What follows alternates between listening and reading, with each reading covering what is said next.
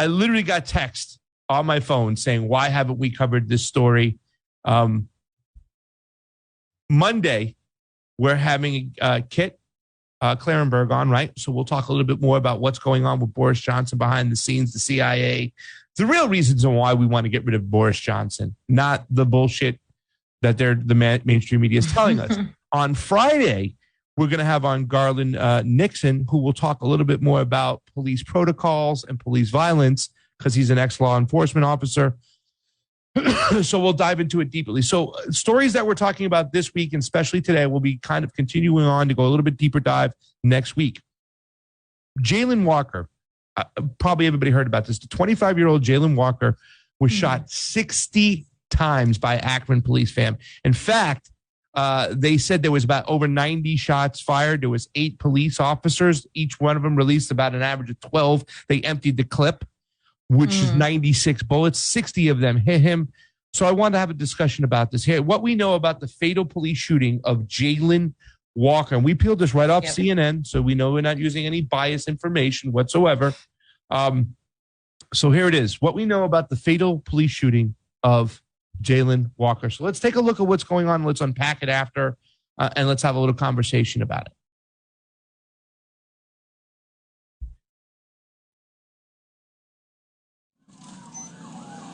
602 on West on Wilbus Firestone. Can I get in? They attempted to stop him with a silver Buick, but he drove away. Kim had a good tweet about this. I was trying to find it. After 7 minutes, Walker's vehicle slowed and he exited the car and ran. So here's the body cam. You can see with the gun out, running after him. They scream and yell. Now, I do want to point out that he did fire out the window, or they're saying he fired out the window. Officers got out of the patrol and chased him. Eventually, they killed the 25-year-old, and you can see as soon as one lets out, they all let out, and they haven't stopped. A medical examiner's report found that Walker suffered at least 60 wounds as a result of the gunfire. There were 8 police officers emptying their clip. Walker was unarmed at the time of the shooting. However, they found a gun on his seat.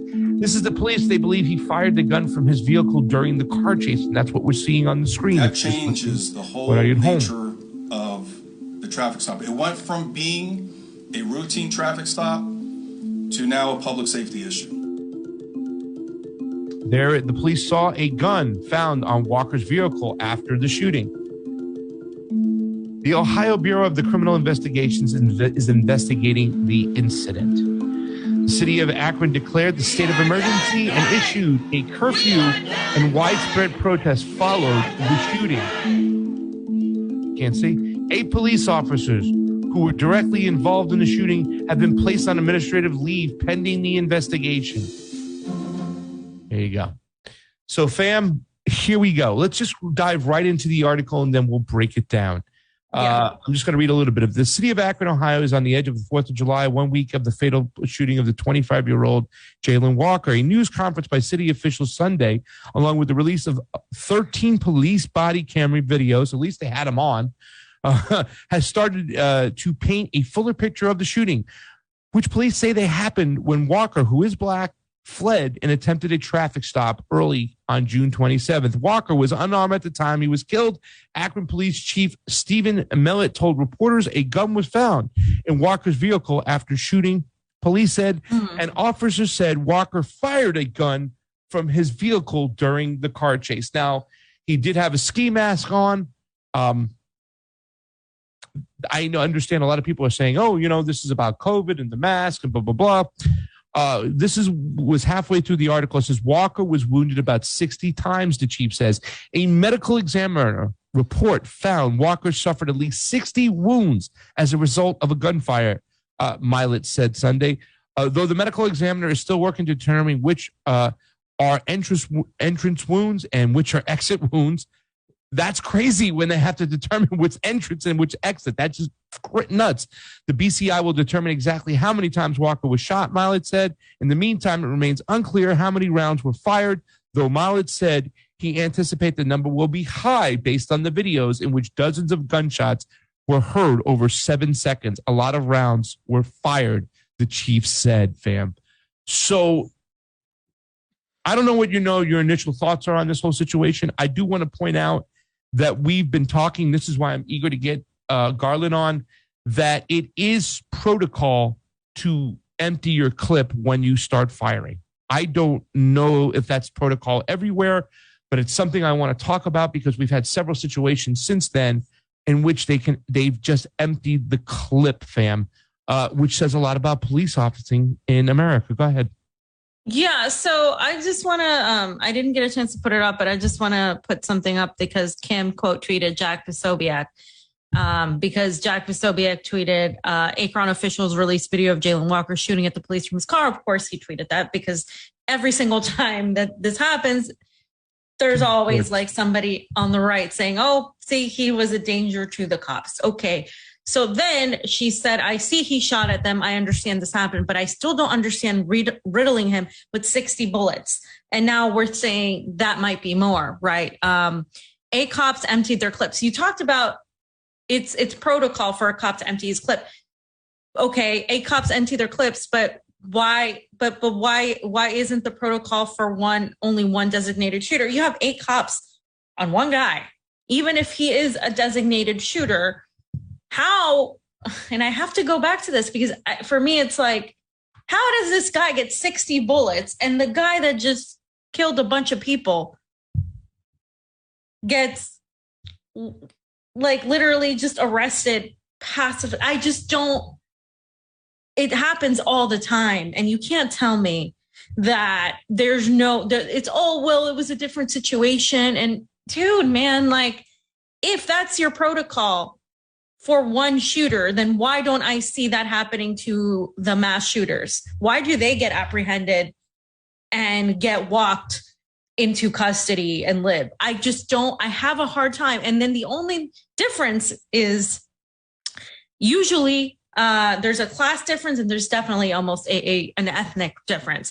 And so while I don't always say that it's a race issue, in this case, to me, this is over excess, at the very least, over excess of police, because I think 8 cops emptying their clips is a little much, right? And so Kim was responding because a lot of her, the people that follow her are, more libertarian leaning and conservative. So they were like not agreeing with her tweet. And she said, per the responses, the guy was running away. It wasn't a gunfight. 2, I know it's a magazine because they criticized her that it was a magazine, you effing gun nuts. Have you ever heard the slang term empty the clip? And so, there's always these opinions where people go on either end of the spectrum. But what I'm seeing is, was it necessary to use that much of a force on one guy who was running away versus, yes, he shot at them, but he was running away.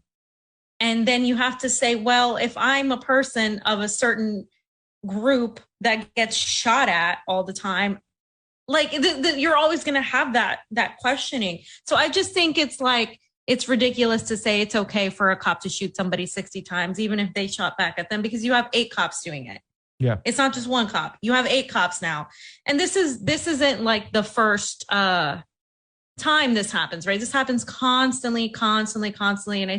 And I think people need to stop being hypocrites. Like, if you're going to have a protocol, have that protocol be for everybody then you can't just pick and choose when you use that protocol. And that's my biggest issue with the right when it comes to these situations, is that they tend to say, well, the cop feared for his life. And it's like, well, what about in other situations where you have a mass shooter? But like, it's just, to me, it's a little ridiculous in my opinion. Well, I mean, first off, man, this is just like, sometimes I hate talking about this because I do have another clip of another mass shooting, not a mass shooting, but another police violent shooting coming on, one that happened almost like a day and a half after in West Virginia. But, we always have these conversations. Well, is it racially motivated? Is it class motivated? Do we need to get rid of guns? What's going on? But at the end of the day, if you have a society right? And this is what we're not talking about. We're not talking about why mental illness is really taking over a lot of young men and women in this country, why it's put them in a position to go and commit crimes. If you have a society that does not provide enough opportunity, it will produce more crime and you're going to have more killings. That is the situation which I can't understand why we're not looking at. Why are we looking at the overall economic situation, which is leaving so many people out to dry where they don't feel like they have an opportunity to do things? I mean, he had a gun in the passenger seat, a ski mask. What was he doing? Why are there so many people put in that situation? All right. Because like I said, if you don't have a society, if you have a society that doesn't provide opportunity, it's going to produce more violence. That's the way it goes. So, I mean, the protocols of emptying a clip, I don't understand that. I need to get more clarity from Garland Nixon on why they do that. Why is it protocol to empty your clip? What's going on? So I think we need to start talking about the bigger picture, what produces crimes, why we have these situations, and work on that. You know what I'm saying? This is what happened in West Virginia. Once again, ladies and gentlemen, a warning. If you don't want to see a shooting and it can be disturbing, be careful, because this is what happened in West Virginia almost a day and a half later.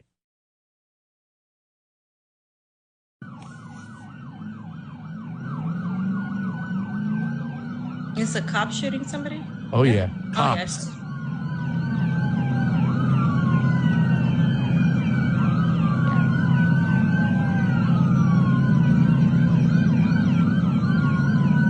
Oh, my God. Oh, my God.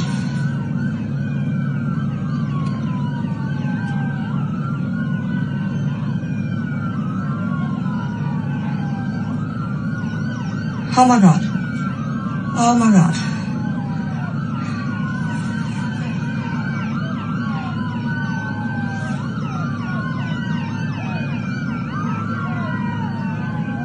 What's that? Should be Oh my God. Yeah. Yeah, they lit him up. They lit him up like a Christmas tree. Like, you know, that was and people have said that, Oz. That's what they're saying. If he was black, he'd have been killed by now. Should he have been thankful for the last 40 seconds of his life that I'm going to die by mass shooting over here from police officers? They lit him up like a Christmas tree. The last shot of it, he got hit right in the fucking head. It was really disgusting. Police identify man in fatal officer-involved shooting in Beckley. They don't have a lot of information on this. There's not a lot of articles out there, ladies and gentlemen. I'm sorry, but this is what I was able to grab. While the West Virginia State Police investigation continues into the officer-involved shooting that occurred on Wednesday in Bradley, the name of the man involved has been released. The suspect has been positively identified as Matthew Scott Jones, 36, of Culpeper, Virginia, according to a new release by a Captain R.A. Matty, Deputy Chief of Staff of the West Virginia State Police. At this time, no information, further information will be released. This is what happened. The initial calls received about 9:47 a.m. Wednesday reported an armed suspect fleeing from a crash scene off the Dry Hill Road in Raleigh County, according to a press release issued by Captain R.A. Matty, Deputy Chief of the State of Staff for the West Virginia State Police. The suspect then stole a truck reported as being blue in color and fled in an unknown direction, Matty said. A short time earlier, the suspect was located at Big Lots near the Raleigh Mall in a stolen vehicle. The suspect refused to stop for the officer and pursuit ensued, leading into Fayette County and back into the Bradley area of Raleigh County. The pursuit ended when the vehicle became disabled off the Route 19 in Bradley, Matty stated. The armed suspect exited the vehicle and was engaged by law enforcement. During the standoff, the suspect continued to brandish a handgun, resulting in gunfire from law enforcement, costing the suspect death. Matty said the investigation remains active and ongoing. You can see he was very frustrated. He was upset. He was mentally disturbed. He kept on putting the gun near his mouth like he was going to kill himself. And then they unloaded the clip and he was gone. So the question is, at the end of the day, and I think we do get sometimes caught up on whether it was racially motivated or not. I wouldn't disagree with a lot of people that if he was black, he would have got killed a lot quicker, right? I'm not going to even disagree with that. But still, at the end of the day, they unloaded on this kid like a Christmas tree. Like they just lit him up like a Christmas tree. Okay, we need to start analyzing why so many young men and women are disturbed. why they are resulting in going to crime, why they are so mentally ill. What are we putting into their bodies? What are we feeding them mentally, physically, the whole 9 yards, and start analyzing why this has become such an issue. You know, and the protocols from the police, we have militarized our police up the yin-yang, fam. We gave them military-grade weapons. So when you get that mentality and you have that kind of those protocols, of course they're going to act this way. We have a very serious issue in this country. But fam, I want to know your opinions on that. That is what we experienced a couple days after Jayland's death. Another kid just getting lit up. Jayland's shooting. Yeah, I mean, both of these are. But I mean, it's not just mental illness. That's just mental illness, and we need to ask why. It's the system. The system is creating this poverty. It's creating this self-fulfilling prophecy. If, for example, I'm a person that's either poor, whether I'm white or black, I'm more likely to suffer from mental illness because I don't have all the things that I need. If I'm a person that is told that, you know, oh, we're a bunch of lazy and then we don't work and blah, blah, blah. And then you're in the situation where you feel like you're a victim of society and the society isn't fair, then you're going to try to get even to survive in the system, and you might resort to crime because you're like, well, this is what they call me, a criminal anyway, so I'm going to become one. And so then you have this whole thing. So I don't think it's a matter of a question why people are like this. We know why people are like this because this is what this system has created. And so instead of talking about it in terms of, oh, these people are just sick people, it's like, well, maybe the system itself is what's making people sick. And so I think that's what it is. And I think it's always a class and it's definitely sometimes a race issue. I'm not going to tell people that have experienced this their whole lives that it's not. I'm just not going to do that because I've seen it. But it's also a class issue because poor people have a less of an ability to defend themselves, whether they're black or white. And it doesn't matter. And they tend to fall in these through these cracks of the system. They tend to be in jail more. They tend to have records. They tend to have all of this. And that's what it comes down to. When you go to a prison, you will see the statistics. And it's not going to be wealthier or upper middle class people that are in the prison system, no, regardless of color, right? But it's going to be overwhelmingly the working class. And of course, we do know that they basically turned the prison system into the new slave system because that's what the United States is. It's the biggest prison holder in the entire world. And so, yeah, you're right. We need to look at the bigger picture, but we can't just ignore. I think, you know, looking at the bigger picture, you can't ignore what's actually happening because what people see is what's happening in front of them. What needs to happen is that people need to realize this is both a class and a racial issue, obviously, but you're not going to the people that are very much questioning the government, right? And it could be the right, could be libertarian, whatever you consider yourself. I don't really care. But if you're questioning the government and then at every single time you bootlick for the police state, as if the police, you know, are this sort of entity that is protecting you, you need to understand the police protect property, the police protect the state. The police don't protect you. Whatever you consider yourself, an anarchist, libertarian, a left, I don't give a shit. The police don't protect you. They are there to protect the interest of the state and the interest of the predator class. So if you're going to talk about this global elite of tyranny, and then you're going to go bootlick the police every chance you get, like the vast majority of these grifters that go online and like find any excuse to be on the side of the police every single time, you go back to the whole team sports mentality. Because at the end of the day, the entities that are going to ensure that you obey the laws of the corrupt state and the oligarchy are the fucking cops. Absolutely. They are an extension of the national security state apparatus. They are their pawns or minions. And if you advocate for them and for this type of behavior, regardless of what you think, if they feared for their life or not, they're heavily militarized police. They do not. I am here in Russia right now, and I'm telling you, the police here do not have the same equipment that the American police have. I feel safer around these people carrying weapons and looking at me through security than I do anytime I'm near a cop in the United States. I have seen what the cops have done in the United States. We have bared witness to what they have done to journalists, pointed guns at them.